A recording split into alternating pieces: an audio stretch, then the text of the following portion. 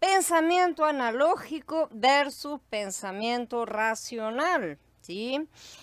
Vamos a comenzar a unir las piezas del rompecabezas para todos, piezas que con optimismo tal vez puedan ayudar a explicar las muchas preguntas que puedan tener en lo que respecta a las relaciones. Por ejemplo, en este caso, ¿no es cierto? Vamos a aplicarlas entre el pecado y la santidad, la pureza y la impureza.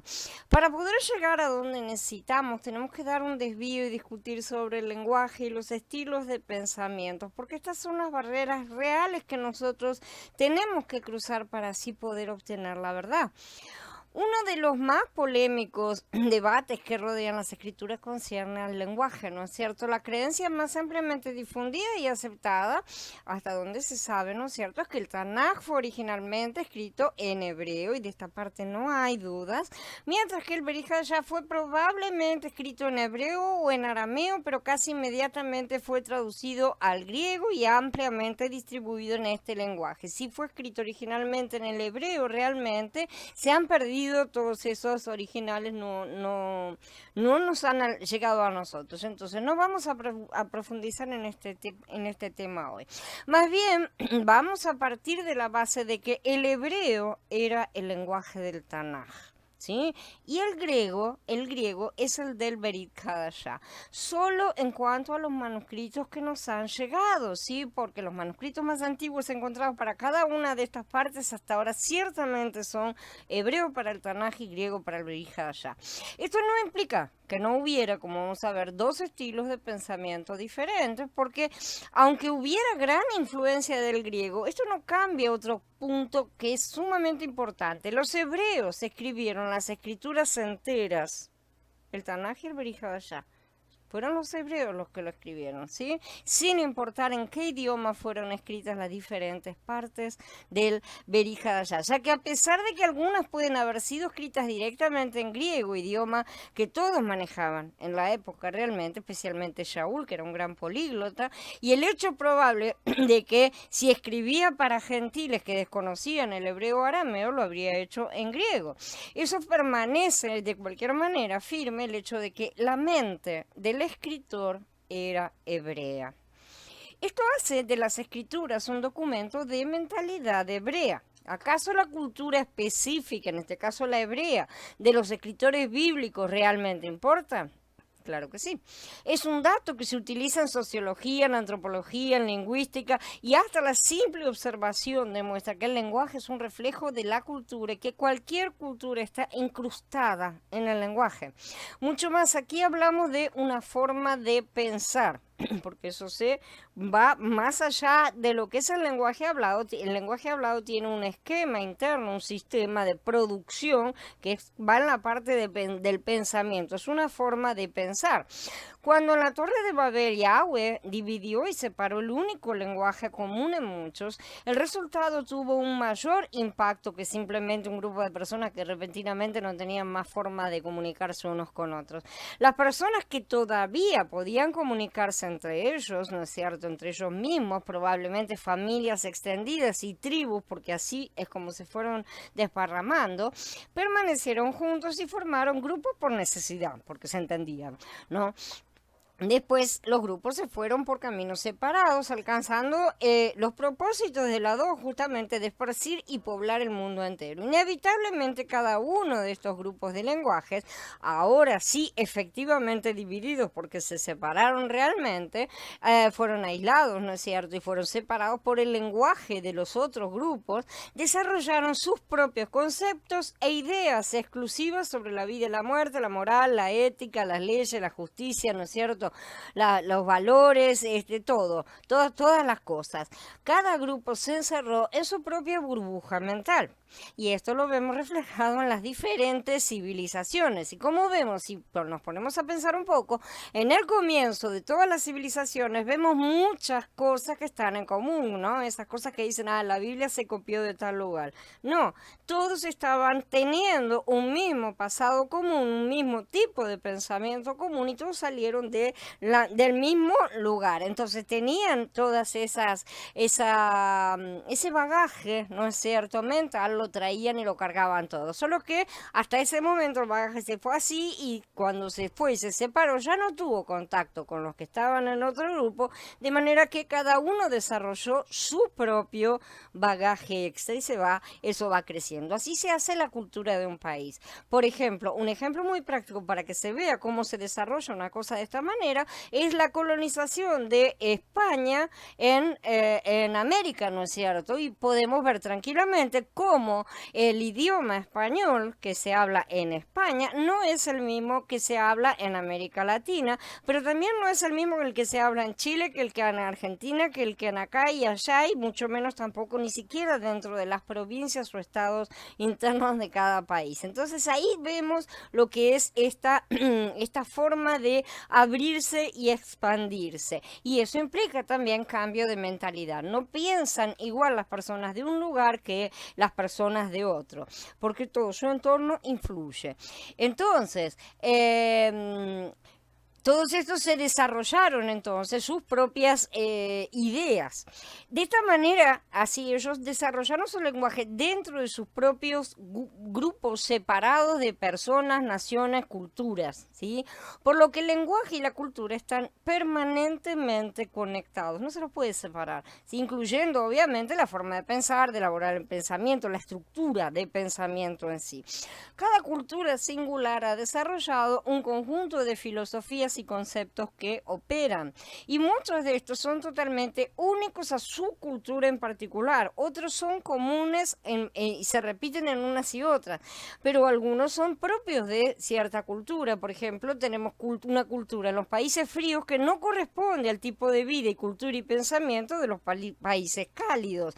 Sin ir más lejos, porque la mentalidad es diferente. Unos están condicionados mentalmente a tener que guardar la comida y preparar todo y prepararse para un largo invierno, mientras que si lo mismo hicieran los de los países cálidos, se les pudre todo porque el país es cálido.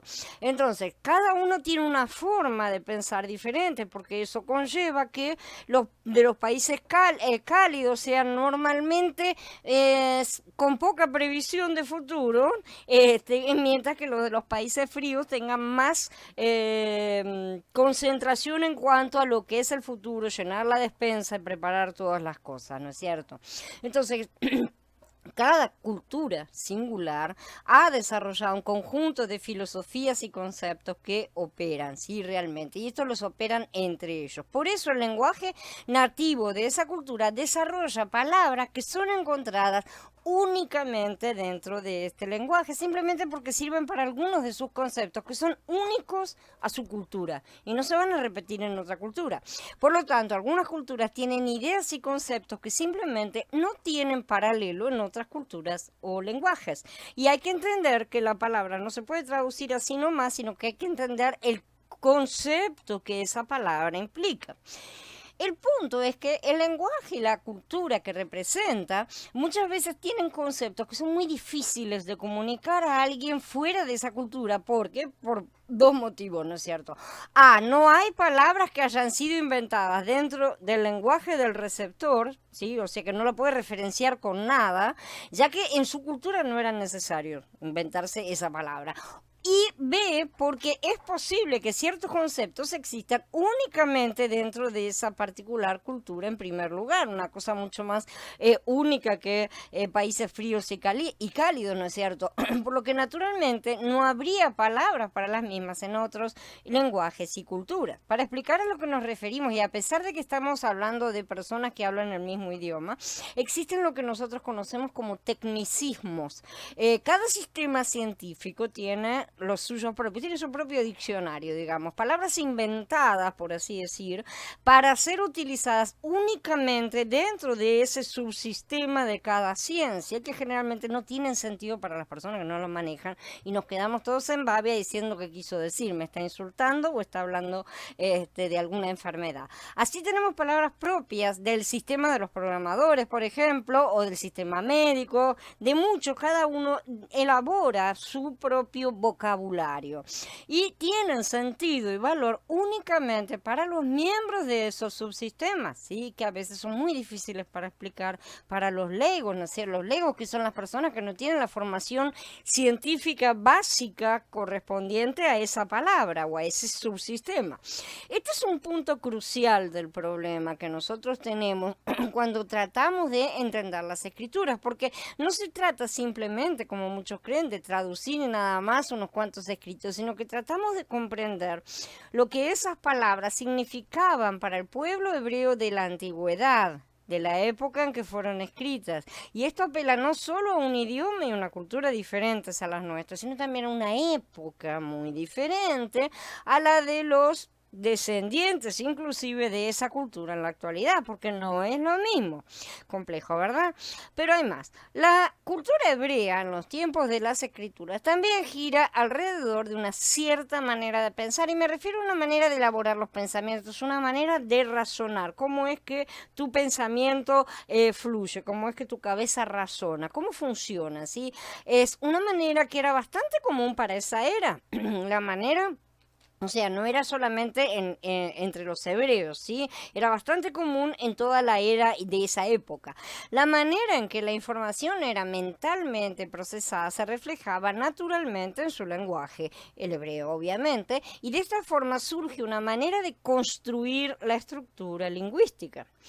Para dar un ejemplo que esclarezca lo que estoy diciendo, la mayoría, aún sin hablar el idioma, sabe que la estructura de la lengua inglesa es completamente invertida en relación con la estructuración, la forma de poner las palabras, cómo es el orden, cómo tiene que ser, de nuestro idioma español. Entonces es completamente al revés la cosa. Y esta es solo la punta del iceberg, obviamente, porque solo nos habla de la forma más externa del idioma, pero también la forma de pensar termina siendo completamente diferente. No sé si a ustedes les pasa, pero yo a veces escucho personas que están dando discursos o haciendo, sobre todo cuando hacen entrevistas o cosas así en las cuales la gente está más suelta, hablando, y hay veces que tienen exposiciones y cosas que yo no les sigo el razonamiento, no le encuentro mayor sentido a lo que están diciendo. Su forma de pensar es diferente y sus parámetros son otros. Como no coincidimos, se crean baches, por así decir. Entonces, ahora necesitamos encarar el desafío de aceptar el hecho de que existe más de una manera de pensar, ¿sí? Delante de acontecimientos similares inclusive. No se trata de cómo los humanos en ocasiones ponen énfasis diferentes en varios asuntos, es decir, se ocupan de diferentes partes de una misma cosa, porque a mí me llama la atención esto y a vos te llama la atención de lo otro. No, no se trata de eso. Por lo tanto, en la forma en que no se ponen de acuerdo en lo que es importante o lo que tiene prioridad, todo eso no es lo básico, sino más bien me refiero a que el estilo de pensamiento es completamente diferente. La forma de pensar es diferente. La forma en que se llega a las conclusiones es completamente diferente, desde el punto de partida hasta el de llegada. Entonces ahí está el problema, que ni siquiera el punto de partida nos coincide. No solo una conclusión diferente, toda una estructura diferente. Hoy en día la mayoría del mundo, sobre todo el mundo occidental en el que vivimos, ¿no es cierto? Y que es con la globalidad ha permeado muchísimos países, ¿no es cierto? Usa un estilo de pensamiento que no parece haber existido antes de que los griegos lo popularizaran en sus comienzos, ¿sí? Alrededor del 450 antes de la era común. Y es que el estilo de los griegos de procesar información y formar conclusiones, como es usado hoy en día todavía, es bien diferente de la manera en que las cosas eran antes de este tiempo. Este tipo de pensamiento no era el común en el mundo todo, digamos, de esa época.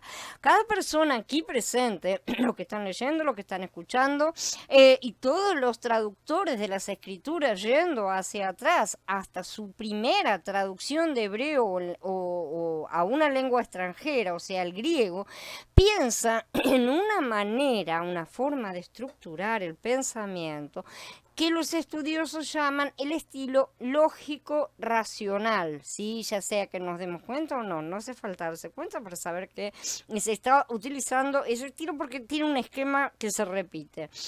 Pero los hebreos bíblicos, desde antes de Moshe, incluyendo aquellos en el tiempo de Yahshua y los apóstoles, no pensaban de esa manera, ¿sí? Aunque para el tiempo de Yahshua una parte de ese estilo de pensamiento ya se había infiltrado, es cierto, estaba cada vez permeando más Grecia, ¿no es cierto?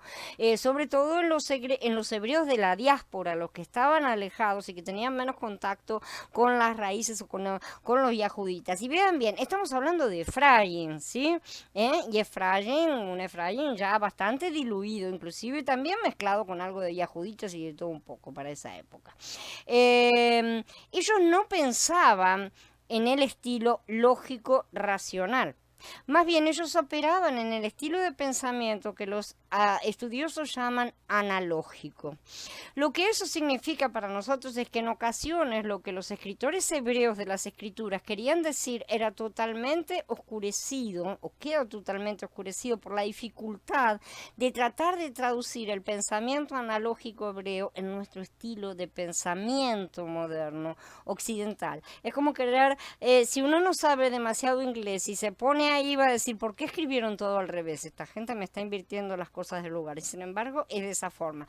Traslademos esta simpleza que estoy mencionando a un sistema de pensamientos y también vamos a encontrar que la forma de pensar es diferente. Entonces, ahí nosotros no nos vamos a terminar de entender, no vamos a terminar de comprender el meollo de la cuestión. Entonces, tratar de traducirlo, el pensamiento analógico hebreo a nuestro estilo, por medio de lenguajes basados en el sistema lógico racional, como son el griego, el latín, el inglés, el español, son todos derivados, después todos los idiomas modernos son derivados, idiomas donde se ha apoyado y basado nuestras traducciones en español mayormente, porque la mayoría de las traducciones españolas se basaron tanto en los textos de la Vulgata latina, ¿no es cierto?, como en Textus Receptus que fue encontrado después, y eso es un agregado y una ampliación, pero sobre todo se basan en la King James en inglés, ¿sí?